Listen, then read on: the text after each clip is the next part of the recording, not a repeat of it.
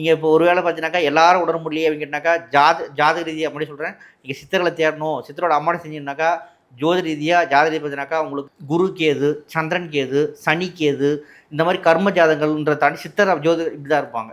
உங்களுக்கு பார்த்தீங்கன்னாக்கா சந்திரன், சனி, கேது இது 3 ஒன்றா சேர்ந்தனாக்கா நல்ல ஆழ்நிலையான ஒரு நிலைக்கு போய் ஒரு சித்தர் நிலையில் தான் நீங்கள் இருப்பீங்களே. உங்கள் பிறப்பே அப்படி தான் இருக்கும். உங்களுக்கு வந்து பார்த்தீங்கன்னா ஈஸியாக கனெக்ட் ஆகிடும்.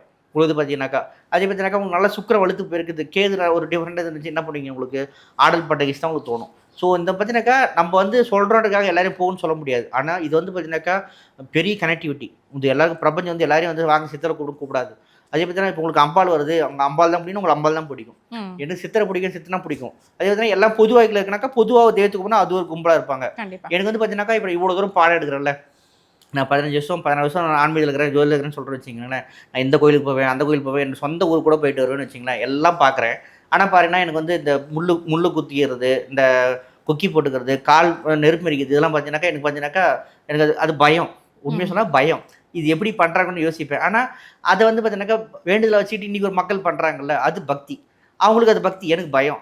ஏன் யோசிச்சு பாருங்கள், நானும் வந்து தெய்வத்தை மேலே தெரியல. ஸோ நம்மளுக்கு வந்து பார்த்தீங்கன்னாக்கா தெய்வம் வந்து அவ்வளோ தூரம் தான் வச்சுக்குது இல்லையா. ஸோ நம்ம உட்காந்து யாகம் பண்ணுறது நம்ம வச்சுக்கிறோம். அது அந்த நெருப்பை மெரிக்கிற அளவுக்கு ஒரு மக்கள் இருக்கிறாங்க. ஸோ இது உணர்வு ரீதியானது. நம்ம எப்படி சொல்கிறது, பக்தின்னு பார்த்தீங்கன்னாக்கா உணர்வு ரீதியானது. அப்புறம் பார்த்தீங்கன்னா